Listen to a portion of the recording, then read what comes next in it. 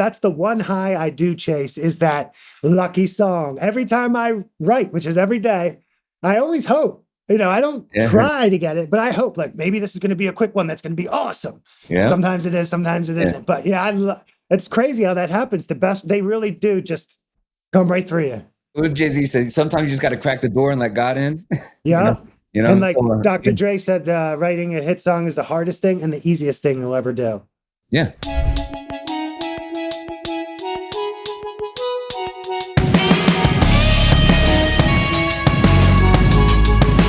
On this episode of Loves Music, I have modern day Renaissance man Mike Nappi. He's a hip hop producer, he raps, he sings, he plays guitar, keyboard, and you might know him as the Delco Dad, racking up thousands of streams on TikTok and Instagram. Here with me, all the way from Delaware County, we have Mike Nappi. So Mike, man, thank you so much for joining me today, man. I've been excited about this one. Same, thank you. Yeah, man. I feel like if you were to ask somebody, say 10 years ago, what they did for their art. Either one person, they say they paint, they paint. If they rap, they rap. If you ask somebody in 2020, they'll be like, yeah, I play guitar, but I also have a podcast, but I also have a show, but I also sell t-shirts and candles. And like I feel like every artist now has their hand in so many different pots. You as well do so many things, but bro, you do everything well. Like I met you listening to your music. And then I'm watching your content in the last year and I'm like, I don't know if music is what he does the best. You do so many different things well. Thanks, man. What do you think you're the best at in terms of like your creative landscape? Like, what do you really feel you excel at? That's a great question. I'm torn because I love both. I mean, it really comes down to, at this point, making people laugh or playing music for people. And over the past year, my comedy skits have really taken off. And I've loved that since I was a kid. Watching In Living Color and just idolizing those, like the Wayans movement and low budget comedy is like and slapstick comedy, my favorite, but at the same time, music too. And how funny that we're doing this podcast today because I have a show this weekend. It's the first time I probably perform music live in like 10 months or so. And I'm so ready. I've been training and all that. And until probably a month ago, I would have said, yeah, maybe it is comedy. But now that I'm back in music mode, I'm like, oh, I don't know. I honestly just feel very grateful that at times they're both working. Like I feel very lucky. I guess it's whatever direction the creative winds blow, man. Like that's what you do. So for anybody who doesn't know, I stumbled upon Mike's stuff. I always try to support, Philly music, Philly art. And Mike put out some really good music and he did like kind of like a funny holiday video where he was the Grinch, and I'm listening to it and I wrote it off as like a comedy joint. And like halfway through the song, I'm like, this joint kind of slaps a little bit. and then we ended up connecting. So take me to, let's do it this way. I like to connect the dots all the way back to your earliest influence of music. So you got in, and I believe when we spoke, it was about, I think you were doing music since you were 2 or 3 years old. So take me back to your earliest memory of music. Yeah, well, my grandparents and my mom came over from Panama, and music was the way that they started our family in America. My grandmom danced in New York City. It sounds funny. I'm saying my grandmom was an exotic dancer, but back then that's what it was called because Latin culture was so rare in America in the 50s and blossoming. And then my grandfather launched a Panamanian orchestra with Latin jazz and brought that to Philadelphia. And that was the money that really launched our family in America on my mom's side. So by the time I was 3, they were bringing me on stage doing like traditional folkloric Panamanian dancing. And then soon as I developed my music skills pretty young, they had me on stage with them. So by the time I was 3, 4, 5, I was on stage playing the piano and just no stage fright, just second home. Wow. From a kid. So in terms of music, so you didn't even have any formal training? Like you just like sat down. I think you started doing percussion and then I think your mom put you in piano lessons? Yeah, it started naturally. And then my mom got me on piano lessons, and then I did school music through 12th grade with the saxophone. And that gave me the foundation to teach myself. I mean, I would have loved to have more music teachers, but I didn't outside of school. So I taught myself guitar, which became my primary instrument. And it's just been a quest ever since. Yeah, following the passion. That's the key. Okay. The passion. So you're playing music. When did you realize like, oh, I'm actually like a great writer as well? The first time I wrote a song, I wrote a comedy song when I was a little kid about an old lady that just like made people laugh. And my cousin put a money cup on top of my piano. I was probably in third grade, and people started putting money in it. And I'm like, oh my God, I'm making money. I'm like 8. I just made $50. It's a lot of money. And then that happened. Yeah. And then that happened one more time in school when I was, older, but still a teenager. And I wrote a parody song. And I remember this guy came up to me, said, that was really funny. And I just wasn't expecting any compliments because I've been made fun of my whole life for playing music. And I was like, what the heck? You like that? And so it's these little moments like that were just enough for me to keep following my interest with that. So run down the skill set for us too. So you picked up the guitar. Dude, I didn't even know you were like a prolific piano player until like a few weeks ago. I think you made a video you playing piano. I'm like, oh, he does that too. Of course he does.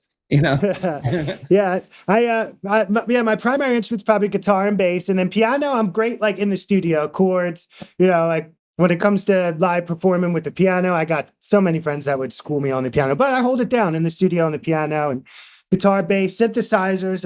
I'm really a big fan of synthesizers. I've actually gone on tour playing the synth. Often it's 3 notes in the song, so there's not much to it, but I know how to play my role depending on where I'm at. And then there's songwriting, production, engineering. Basically, my whole life, I've wanted to perform my music for people. And each step made me realize there's a skill I don't have that I have to learn in order to get to my goal of getting my music to people. And at one time it was, I don't even sing yet. I don't even rap yet. Then it was, I don't know how to get a song on the internet. I don't know how to, book myself. So it's been all of these skills. And now here I am. And I'm always down to have people on the team and stuff. But for the most part, I've been navigating myself just because I'm so in love with creating art that I like rather than, following guidelines under a label or under a boss. Absolutely. If you could you connect the dots for me of how you got from doing like the Panamanian stuff, being classically trained to ending up in hip hop? I mean, you sound like you've been doing hip hop forever. I mean, your albums are like, I mean, they're not just fun, they're qualitative too. Thank you. Appreciate that. And one of my favorite questions. Yeah. So I came to college and I was probably 18 and I got a headlining gig at Westchester at this place called 15 North every weekend, 3-hour show every week. And I was original music, the only one doing that. I ran into this hip hop artist that was a little older than me. His name was Tamero. And I was like, man, he's good. And I asked him if he would perform in the middle of my shows. He could get it, 25 minutes and shine. And that was probably almost 20 years ago. And we've remained friends ever since. We started getting in the studio around 2007, and I would engineer his sessions. And I began to learn how to properly not only record rap vocals, but how a pro does it. Like he won Philly Scribble Jam, like the same freestyle competition that Eminem was in. He was the Philly champion. So like he is authentic hip hop, and he represents the culture correctly with his message and what he stands for. So he was a great teacher, and it's been a symbiotic relationship for the past 20 years. Like I've blessed him with engineering every session and giving my passion to fulfilling his artistic vision with his hip hop songs. And in return, he's blessed me with really knowing how to rap and hold my own.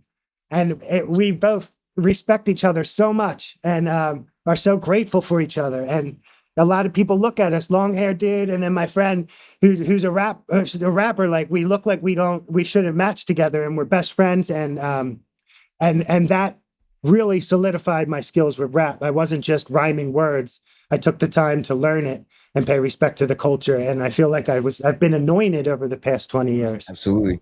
There's something that you do well. And for somebody who started in hip hop, kind of ventured into rock a little bit, you can write for a moment, which is I can't do. Like I can write songs about my friends. I can write songs about relationships.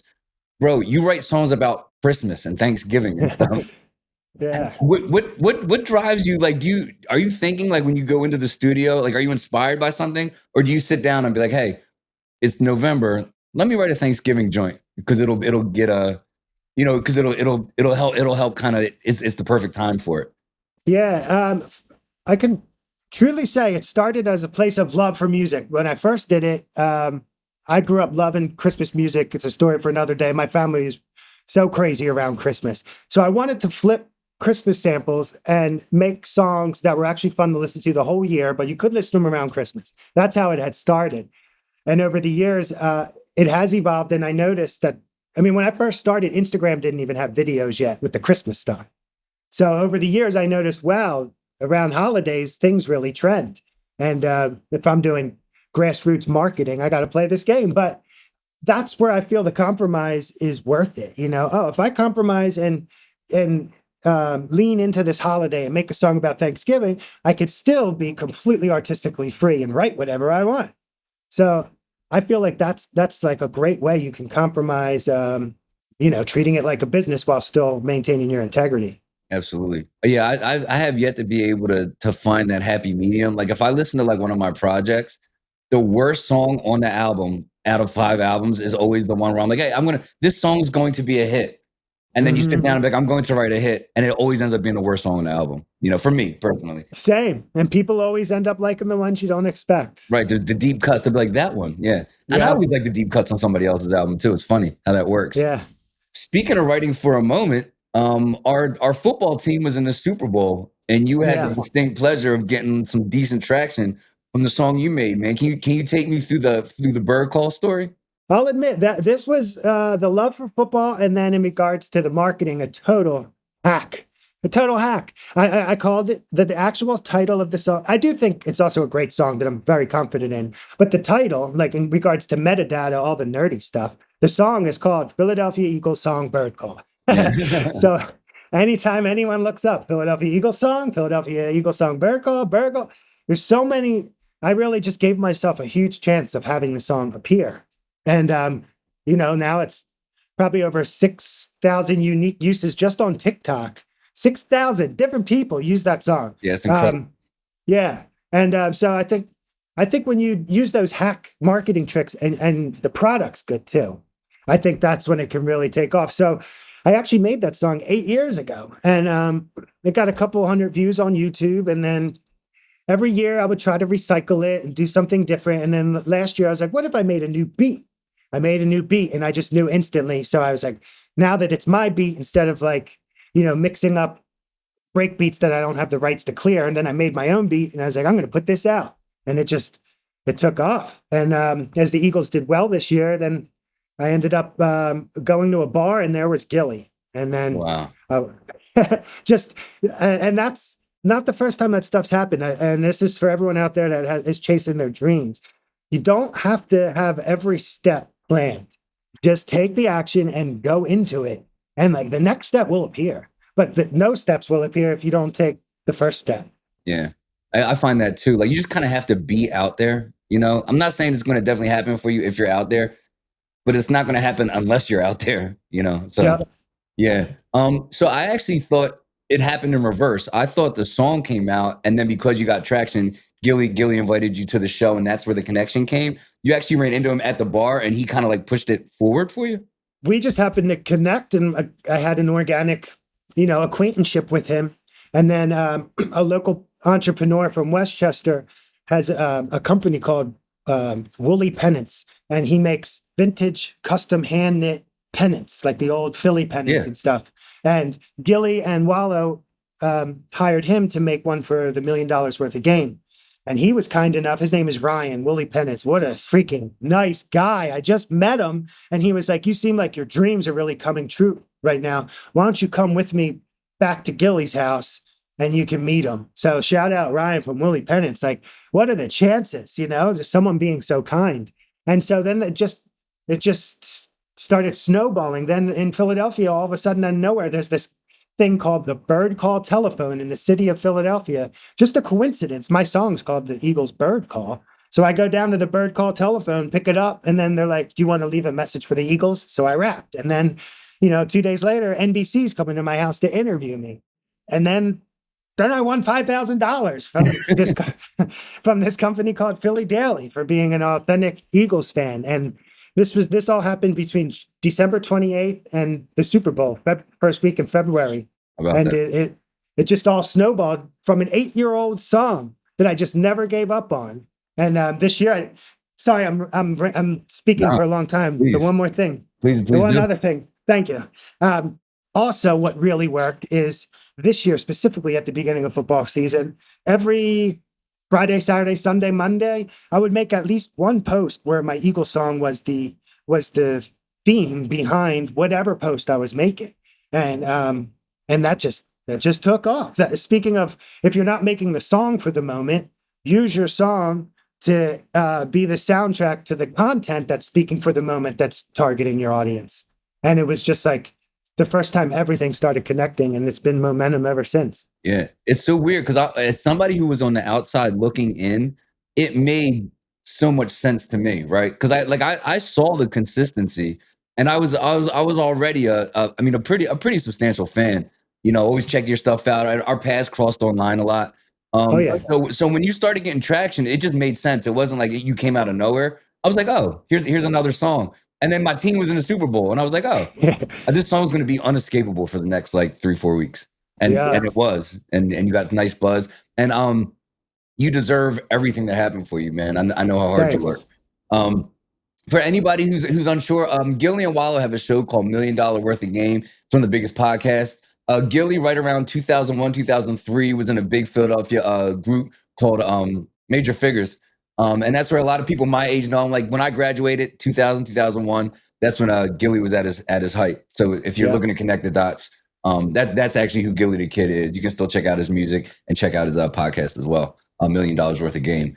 So getting back to it. So speaking of big moments, I saw that you had footage on your Instagram, you rapping with Logan Paul. How did that connection happen? Well, again, man, I'm out in LA.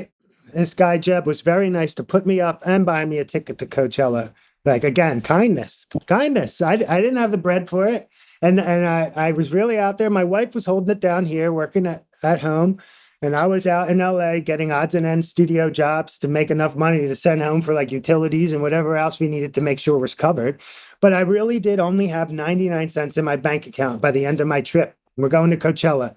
And we just walked by him. And I'm like, we got to turn around and talk to him. And before I could turn around and talk to him, he came up to us. And I could tell he thought we were a bunch of bros. And I had, at this point, when I'm in LA, I'm in complete work mode at all times, ready to be called out on my skills. So I'm ready. And he dared us to jump into this gross swamp. And I just accepted it immediately. I said, if I can rap free, I saw the cameras rolling. And I knew that they thought I was going to stink. So I jump into this gross swamp and I jump out and I rap and I blew his mind. And he dedicated an entire vlog to me. And that was the first time I really had, a nice jump in my social media. That's incredible. Yeah. Yeah. This is about how long? 2020? 2019, actually, right before COVID. Right before COVID. Okay. So 2019, you're at Coachella. 2024 Super Bowl, you have the big Eagles thing. The album that I'm familiar with, Soul, that's 2023. Is that correct? Do I have that correct? Yep. All the songs are vastly disparate from one to the next, but there is like an overall theme of just positivity, enlightenment, like trying not to take yourself too seriously, having fun. Can you give me because obviously people are going to go from this show and go check out that album. So what can they expect, or what was your mindset when you put together that Soul record? Because I really like that album as like a cohesive music. 7 songs, all different, all good. Thanks, man. That means a lot. Take me through that process. Yeah. Soul hip hop beats are my favorite, and I know that it's not a mainstream favorite sound anymore. But with that project, I just was fully able to commit to not caring and making beats in that genre that I love, and then being able to flip the drums. There's some traditional breakbeat boom bap type style stuff, and then there's some beats that have like a trap foundation all in that one little album. And so that is what inspired me on the music front. And lyrically and conceptually, by 2023, in 2020, I had just gotten back from LA. I had just finished vlogging for 365 days in a row. I had just finished partying for probably 8 years in a row. And I was like, I gotta get back to like the joy I had as a kid. When I made music, I didn't know the rules. I didn't care if something was a wrong note. I didn't care if there was a 7-bar verse instead of an 8 or a 16. And soul was me getting back to my own soul, because I had learned so many rules and I had worked with so many traditional music label representatives, and I just kind of started to lose myself. And soul was finding my soul again, and remembering that I did not ever sell it, and I still have mine, and I'm grateful for it. Yeah. you have actually I don't even know if you meant this to be profound or if you just wrote it, but when we were reviewing the questions for today's show, you have a line. You said, "I let my fun guide me, but I don't let my fun misguide me." What did you mean by that? Because it struck a nerve with. I'll tell you what I thought, how I interpreted it, but I want to hear what you say first. Yeah. With the music, I let my passion I'm having fun making a song, and then sometimes if I start to think like, well, this is where a bridge goes, sometimes I should do that. But sometimes it's like, I'm going to try to think of a really, really freaking weird thing that doesn't make any sense right now, and then do harmonized vocals on a bridge. It sounds like the Beach Boys because I feel like it.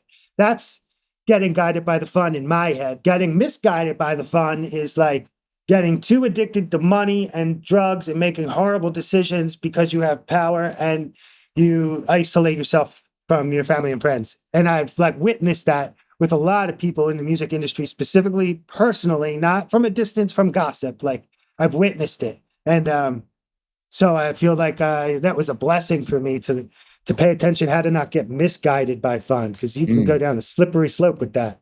Absolutely. So you were kind of coming out of a period of darkness when you started on this project. Is it safe to say? Yeah, but fortunately, it wasn't my darkness. It was, I worked with, I just worked with just people that were making good moves, but it just didn't vibe with my energy. There's a lot of people. I mean, in LA, there's certain crews you can run with that'll be successful, but they might also, just be in the things you're not into, like Gotcha.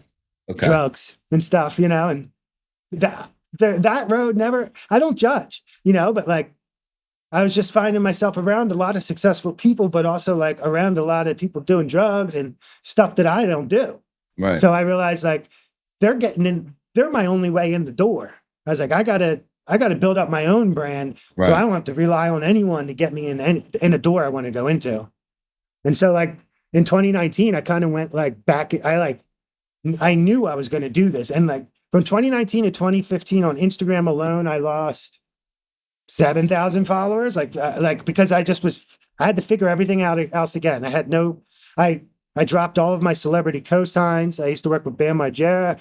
I used to work with a producer from New York City that had a lot of big placements that helped me out. And like, I just got tired of depending on people to get me in the door. And so that soul project was like me reclaiming control of my destiny.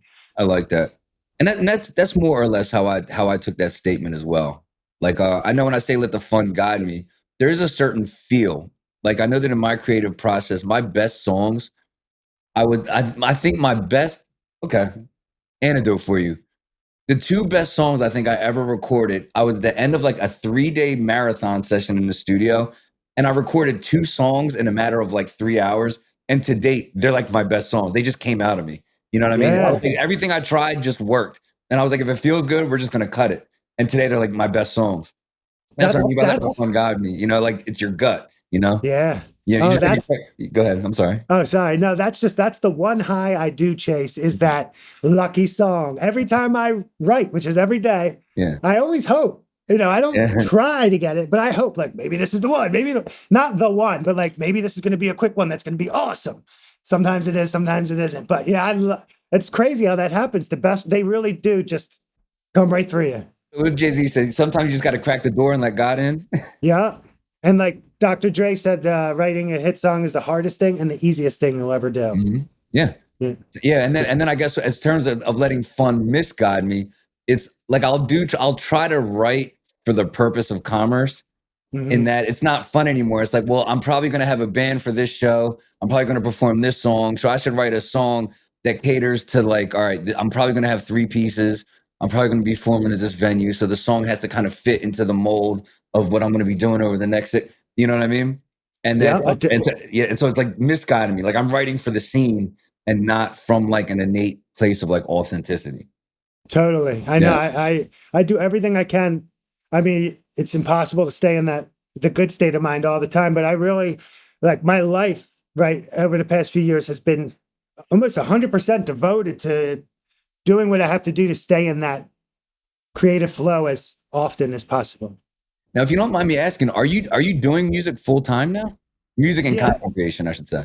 Yeah. Studio and session work. A lot of my work, most of my work that is my paying work currently is session work, whether it's live instruments on rap beats or replacing samples that can't be cleared on rap beats, or just session work on like bedroom rock artists, whether it's programming drums or adding synthesizer, sound design. Sometimes it'll be arranging beats.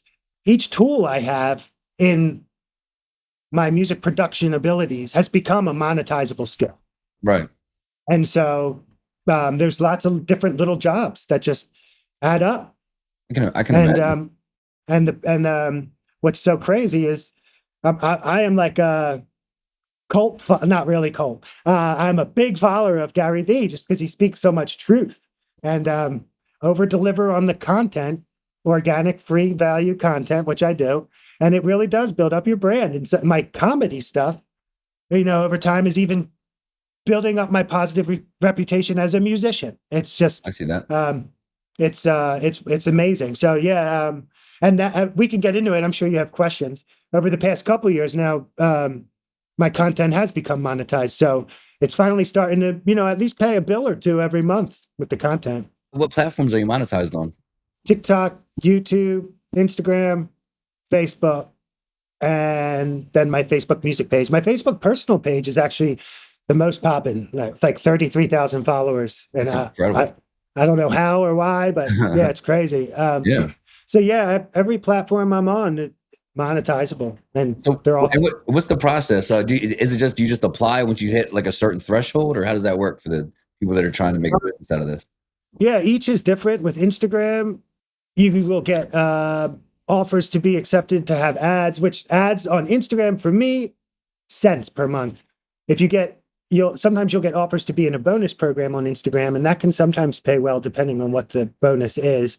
A few years ago, it was Reels bonuses, and they were nice. That was the first time I ever started making money. I would get like an extra $100 or $200 a month, and it was like, what, for making Reels? Yeah. And like for right now, for example, Instagram has what's called a New Year's bonus, and it offers you money based on how many people view and engage with photos or carousels. So they get real specific. And then Facebook, there's something called professional creator mode you can turn your profile into. And then once you do that, there's so many incentives to be monetized, from ads being run on your reels. And then they do different like bonus offers as well. Like if you get 3 posts to reach 46,000 people in the next 5 days, you'll get $62, just cool stuff like that. Sure. And for a long time, I was making 9 cents a month and thinking that was cool. And now the idea, like, if I get 3 banging posts, they'll get me an extra $62. Hell yeah. Yeah, right. I'll take it. Yeah. It's not paid for art. Yeah. Right. And then, I'm friends with a lot of people in the monetization program, and now my videos are starting to do well. So, starting to reach a couple $100 a month. And, but the next step up is just so inspiring. Like some of my friends, internet friends, are, thousands of dollars just on Facebook, a week, a month, from creating engaging content. And like the best part is about this is, even if the people that follow me see this, my intent is so pure. Like the only way you're going to get good money on the internet is if your intent is pure and your goal is to deliver value for free to the people that watch it. So like, I'm not taking advantage of anyone. That's why I'm not asking for anything. That's another really awesome thing. If you can get your content to do really well, you don't have to rely on having to ask for things. I noticed with you, it's like with each different aspect of your content, whether it's music, whether it's a reel, whether it's a skit, it's so unapologetically you. It's just another layer of you. So you hear a song, you peel it back, and then you watch a video, and then you peel it back again. So by the time you've been like looking at your content for like 3 or 4 months, I'm like, dude, I feel like I know this dude. I mean, I feel like this is like one of my guys. Yeah. And I think that's why your current followers are probably just so loyal. Mm-hmm. I like tune into your stuff. I don't really do that for anybody. Yeah. Well, thank you. Yeah. I mean, you look at any artist that any of us love or consider a great, but just following their blueprint, and Walt Anderson, he's the lead singer of Kool and the Gang. He's the first person that took me to LA, which is another blessing. And he's the one who taught me, like people need a face for the music or the content. They don't need, but it's the difference between night and day. They have a face to associate, a face in a story to associate the product with. Yeah. You know, and again, it has to be authentic, and you have to be, you know, by value, I mean whether it's entertaining, educational, or what's the other E? Shoot, educational, entertaining, or I forget. Engaging, maybe? Engaging, yeah. And you know, so again, it's not like when you're a creator, you're trying to get over on people that are following you. You know, it's such a wonderful time to be alive. I choose to look at the optimistic side of what we have with the internet. Yeah, I think I always laugh about that too, because I always say like when like 1,000 years from now, right? World blows up, the aliens come back and dig everything up. We're all gonna have our little portfolio. In mine, I'll have my little 5 albums and my little impact I made that told the story of Abington. Dude, when they come back and they look at your pile of content, they're gonna be like, "What the heck is this?" Yeah, I know. There's music, there's beats, there's skits, there's you know, and it's gonna be like the little mark that we made, you know, on this earth while we were here, you know. 100% big mark, but I agree 100%. Yeah, man. I was just gonna say, this time of life right now, even this podcast, like I mean, this is what I've been dreaming for my whole life. Like I've been doing it for so long, and I feel so lucky. I feel like it's just the beginning. Like I feel so lucky I can say that. Absolutely. Actually, on the low, one of my favorite pieces of your content was actually for Father's Day. You put up this like post, and I'm like, watch, I'm thinking it's going to be another joke, and then you start telling me about your father's like influence on your content, and I'm sitting there like, grown man tears about to start falling out, you know? Yeah. I think that's actually a pretty good segue. The Delco stuff that you do, I didn't know was influenced by your own old man. Yeah. For anybody who doesn't know, Mike does these Delco parodies of like a dad in Delco.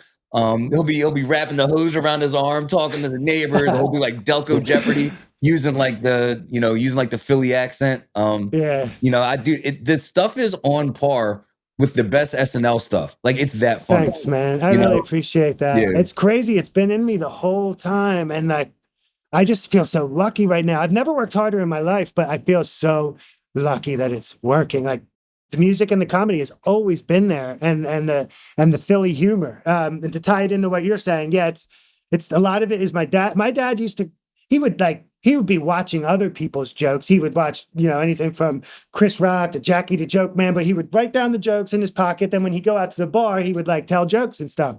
And it just totally came on to me. Like he let me, and my mom, they let me watch all the X-rated comedy when I was young. Like there was nothing was off limits. I remember watching Don't Be a Menace when I was like 5, you know? Yeah. And then my brother was in the video also, and he taught me how to connect 2 VCRs. And that's when I began editing video, like that long ago. And I just can't believe it. This only started in April. I made one skit and it got like almost 500,000 views, and I just ran with it. And now I have almost 200 videos of this comic series since only April. Wow. And only April, and I'm at 188 videos. Wow. So where did you get the inspiration from? Obviously there's like the Delco dad, but like Delco Jeopardy. How'd you come up with something? I thought that was brilliant. Thanks. Well, Philly Jeopardy, here's something about evolving as a creator too. Mayor Parker, shout out Mayor, the mayor of Philly. She spelled Eagles wrong. And I made this Philly Jeopardy skit where I asked the mayor to spell Eagles and then clipped her misspelling Eagles. And what's amazing about that did really well. And I made that video to promote my song, the Eagles song, in January. Even in January, I wasn't advanced enough yet to conceptualize, to put myself in the contestants stand as well and go back and forth with myself. And then it just clicked right before I went to Florida, which was just a family trip that I turned into a huge content segment. I wrote on a piece of paper, like right before I left for the airport, Delco Jeopardy. And I came back and I was like, let me try this now. And it worked. And so again, it was an evolution. So to answer your question, it's been an evolution, a slow process. My Instagram I think I've posted, and since I got my Instagram, it's disgusting. 10.6 thousand posts I've made. Wow. And probably 9,000 of them are terrible. That's funny. But I had to, there's no other way for Right. me. Yeah. I had to cringe it out, man. Yeah, I man. had to Well, cringe it out. it's like the Jokic quote. They asked him at the end of the basketball game. They're like, what did you what's the mindset of getting to the next? And it's Jokic. He speaks in like one word sentences and stuff. And he's like, well, you have to be bad, then you have to get good, and then you have to fail while you're good, and that's how you figure it out. And I was like, Yep. yeah, Yeah. yeah, Yeah. I remember, I mean, I was in my late 20s when I realized, like, okay, you have to do more than just perform a song well on stage. Like, that's great, but you got to engage this crowd, you know, like, yeah. So I mean, it never ends. And I know we're still learning, but I agree with that quote entirely, man. It's a process. yeah, yeah. And a lot of people are scared to. What did Alex Ramosi say? A lot of people are scared to be bad in public. You know, so it never advance. You know, say basically the same thing you just said. That be scared in public, and a lot of people get caught on what other people are going to think. 100%. Something I wanted to ask you. Your work ethic is unmatched. You're putting out great stuff. Take me through what does a dark day look like for you, man? When you just feel like you don't have it, or life's just beating you up a little bit, man. How do you just kind of get out of that mindset so you can continue to create? I learned a few years ago that for me, exercise will do it. Sometimes I think it's important to fight through a dark day, but then over the years, I've learned when to recognize it's important to take care of myself. So sometimes it's important to fight through, and then if it's about I need time off, I just have to learn to recognize to stop. It's difficult, and I still struggle with it, like stopping. But I'm getting better at it. And like what helped me was a Eminem interview. Who was, I forget who was talking about him, but they're like, yeah, we'll come in the studio, we'll be in the middle of work, and then 5 o'clock hits. He goes, all right, see you tomorrow. You know, just like, hey, it is just a job. You know, you can love your art, but like, it'll be here tomorrow. Right. Take a break. So, and the consistent output also makes you feel better about yourself, and allows, it has given me at least a little more confidence to feel, what's the word? To feel okay with taking a break. Mm. And I feel like you alluded to it earlier. Your wife is very supportive too. I mean, what's it like having a supportive partner? Like, what's your favorite thing about your wife? Man, that's a great question. Well, selfishly, how much she supported my dream since 2006, empty bars, playing empty bars and stuff. It was never a problem for her, for me to push my dream. And, you know, for a long time, I was, I mean, I was the one that would make life difficult for the both of us, because here I am struggling with figuring out how to be a full-time artist. And she stuck it out, and she's a boss at her job. She runs a secondhand high-end retail boutique in Westchester, and she's self-made. She's the reason we have this awesome house. So yeah, she's just awesome. It's super supportive. And I can't wait for her to enjoy the fruits of this long journey of this music grind. Yeah. Shout out to the ladies that support our artists. Yeah, big time. That's important. Yeah, it sure is. I wouldn't be here without her. If anything, I say it so much, it might even not annoy her, but I make sure everyone knows that. I have no shame in that. Yeah, man. Yeah, I wouldn't be here without her for sure. You can actually tell too. Earlier, I didn't want to interrupt you, but when you mentioned her, your face like lit up, and I didn't want to end the interview with that without at least bringing her up again, because I see how much she means to you, as we're talking here. Yeah, I'm lucky, man. We have so much fun. Every day's fun. She's a human like me, where we prioritize our happiness, not like over responsibility of, but prioritizing happiness is important. And unfortunately, a lot of people don't, and I don't judge, but I think that's what has made our life fun. I mean, because been many years of tough times, but it's what you make of it, Sure. I mean, you might not have a lot, but it doesn't mean you can't have fun. Absolutely. All right. So you're exercising, you're making sure you're prioritizing. Obviously, you're working full time. So you're prioritizing the art. You're exercising. Now, what do you actually do for fun? When you do take that time off, man. Like, what do you like to do? Yeah, I really do love making music and videos. But let's say if I'm not doing that, even if I'm not doing that for fun, I'm so simple, man. Well, first of all, I'm so lucky to live in the woods. And so just going into the woods, like nature with my wife and my dog, our dogs, for real, man, hanging out with my wife and the dogs, usually in nature. And then it's just creating art. Like I've worked so hard and long to be able to, be an artist full time. Like when you love what you do, it's never, you never work a day in your life. Like I said, it feels like it's just the beginning right now. Like I wake up so excited to crank out as many videos, and I always prioritize my paying studio session work every day. And then once that's done, it's like, how much can I create? And then I feel that. I make sure there's some hanging out time, always, because I want to, not because I feel obligated. And so fun is just chilling with my wife and the dogs and nature. But a lot of fun is creating this stuff right now. Cool, man. What current artists do you feel have real estate in your heart, man? What's the last couple new artists that have impressed you? Great question. New as in like brand new? Last 10 years. I'm trying not to think of the cliche answers, but I mean, I do love like J. Cole, Kendrick. I know that's like at this point, 15 years or so. Yeah, Busta, Eminem, Kendrick, Joyner Lucas. There we go. They're amazing artists. Yelawolf, I was able to open for him. He's not new either. But these are just artists that hold real estate in my heart. I opened for him with Bam in Nashville at the first ever Slumfest for like 11,000 people. And that was it. I forget what year that was, but I opened up for him and Ritz, and they're both monsters on the mic. And seeing that was a real moment of real estate in my heart. That was before I really like could rap my ass off, and seeing them on a mic on stage and everyone loving it before I'd ever done that. I was like, whoa, I got some work to do, but real estate in my heart for sure.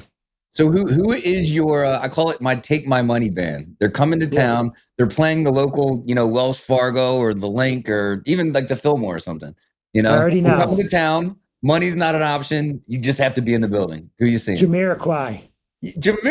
All right. Are they still touring? I don't think so, but I've connected with the bass player, Stuart. Really? I didn't know that. Talk about a dream come true. Yeah. Jamiroquai is probably my overall my all-time favorite band. Like every album I was on repeat my entire life. Yeah. And I never saw that. I know that's probably not what you were expecting. No, I can't rattle off, like other than Virtual Insanity, I can't rattle off any Jamiroquai songs. Oh my God. I know like every single one, like hundreds. Really good ass band. That would be a Take My Money band. That's the first one, Confident, again, without saying too many ums. I think that would be it. Yeah. All right. Here's a question for you. Yeah. You might have to dig a little one for this one. What's the best compliment that someone has ever paid you? Last summer, this Italian guy was walking across this beach by a lake with a cooler. He knew my dad, but I didn't know it at the moment. I ran over and I helped him because he was struggling. I grabbed a chair for him. I loaded into his car. He came up to me, put his hand on my shoulder because my dad passed away already. He's like, what did he say? He said, your pop will be proud of you. That's how we were raised. You turned out to be a good man. And I was like, it just took me off guard. I was like, oh, so, you're right. I would say that one just because it took me off guard and it was fairly recent. I wasn't expecting it. It was pretty cool. It was just awesome. Like doing a good deed with hoping I wouldn't get noticed for doing a good deed. And it just came back and slapped me with a nice compliment. Love that. Yeah. So give me an example of a time that this is your opportunity to flex a little bit right here, man. What was a show that you performed, favorite gig, or a time that you performed and you're like, I smashed that one. Like that was like it right there. Definitely the Great Room during COVID in Manayunk. That's when I mastered how to win over a crowd. It just finally clicked. Like I had been able to impress crowds with great performances, but I hadn't figured out the engaging crowd trick. And that's when I figured it out, was in the Grape Room. I would go there every Wednesday for these open mics during COVID. We had to stand outside. It was all weird. And it just clicked then. And it was a song called Saca la basura, which means take out the trash. And I just came up with this idea, like to tell the crowd, it means take out all the trash in your life, all the bad people. And I had all these people saying Saca la basura, and like they don't even speak Spanish. And I'm like, oh my God, this is it, So that would be it for sure. That would be my answer. I love that you had that experience. That's awesome, man. Yeah. So if I was to finish, so if I was a listener to this show, and there's obviously a bunch of ways to find you, but if there was only one way to support you, what's the single best way to support you in your movement? See, I'm too kind. It depends if you like to listen to music or you like to laugh, because the single best way to support me, stream my music, Mike Nappi on all streaming platforms. But if you like to laugh, you could just follow me on that at NappiMusic, and that's just as good. Awesome. So what if we wanted to come see you? You have the show this weekend. Is there like a do you have like a residency anywhere, or is there like an area where we could kind of like check in on you to see if you have some shows coming up? It's a good question. I would say my Instagram is my most up-to-date hub of everything. Okay. And so, yeah, I'm performing in Delaware County for the Delco movie screening. It premiered a few months ago. I have 3 songs in it. That's a coincidence with all of this Delco success, too. I went to college. I had an internship at Westchester University at the TV station when I went to college. And I went to college with the writer and director of the Delco movie. I was dreaming of music. He was dreaming of the movie. He wrote that movie while we were in college. Flash forward many years, the movie's out. He put some of my songs in it, and yeah, crazy timing. Right. And that was right before I had written a Delco song. Otherwise, that would have been in the movie. And so this week is the second screening after the first premiere, and it's basically sold out already in Prospect Park at Marty McGee's. And they asked me to perform a few songs, and so I'm stoked to get back on the mic. I think it's going to be a pretty simple setup. So I don't know if I'm going to have any instruments with me, but I mean, it's all my beats. I might try to sneak in a live looping thing if there's time, but I'm going to tear that mic up. I'm feeling good. Awesome. So another long-winded answer, but you can check my Instagram for all the updates. And there's actually a few live band things that are coming together right now. Awesome, man. Well, I want to thank you for in preparation for this show, you put so much thought and so much care into just being transparent, sharing your history, sharing your past. There's still a part of me that feels like we're just scratching the surface, but also want to respect your time. So, brother, I want to thank you for joining me on Love's Music. This means the world to me. Please come back again before you're super famous and you don't have my number anymore, because I know it's going to happen for you soon, man. No, I promise you I'll come back. And after the stuff blows up, we're going to build forever. And I mean it. And I was so excited to work with you because you're equally just as professional, devoted, and dedicated to this. It shows with the quality of your podcast and with the consistency of your posting. And we're equals in this. So I love bonding with other people that are doing it. Man, I feel that right here, man. Thank you so much. Yes, the rest sir. of you, take care of yourselves. Thank you for listening to Love's Music, and we'll see you next Thursday. Appreciate it.